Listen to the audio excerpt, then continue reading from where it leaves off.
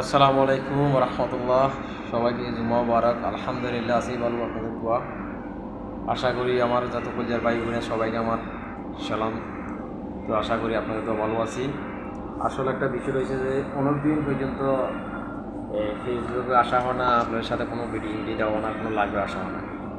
তো আজকে একটু সময় পাইছি, এই জন্য আপনার সাথে সবাই লাইভে গেছিলাম না, আপনারা সবাই সবাই ব্যস্ত আছেন, এই জন্য লাইফের থেকে বাড়িয়ে এসেছিলাম। তো একটা বিষয় আপনার সাথে শেয়ার করতে চাইছিলাম। মনে করেন আমি থাকি ওমান থাকি।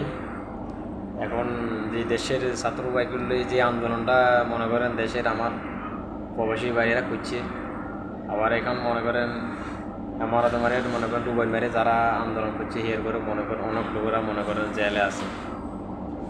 তো এই জেলে যারা আছে মনে করেন এখন বর্তমানে আমাদের যেই সরকার ইউনূস স্যার, ওনাকে আমার সালাম। এই ওনার কাছে এটা একটা আমরা সবাই একটা আমরা জানাতেছি যে দেখেন, আপনার ফাইলে সব কিছু করতে পারেন কেন দুবাই বড় সরকারের সাথে শেখার লোক আপনার সাথে বলা সম্পর্ক এই সঙ্গে আপনি জানেন এই সম্বন্ধ।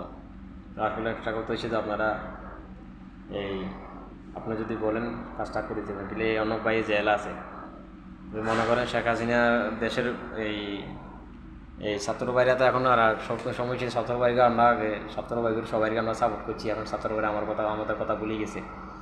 যাক আমরা বলি না, ইনশাল্লাহ আপনারা ছাত্র ভাই আপনারা কাজ চালাই যান, ইনশাল্লাহ আপনাদের পাশে আমরা যত প্রবাসী ভাই বন্ধু আছি সবাই ইনশাল্লাহ আমরা আপনাদের পাশে আছি। তো আপনারা ভুলে যেতে আমরা কেউ বলি না আপনাদের কথা। এখন আমরা ইউনূস স্যারে জানাইতেছি, ইউনূস স্যারে আমাদের এই যে প্রবাসী ভাইরা জেলা আছে, আপনার কাছে একটা অনুরোধ, আপনি একটু এই বিষয়টা একটু দেখেন।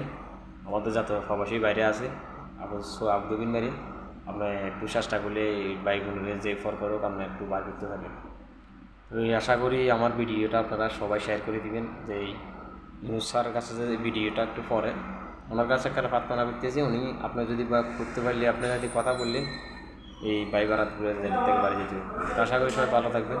আসসালামু আলাইকুম।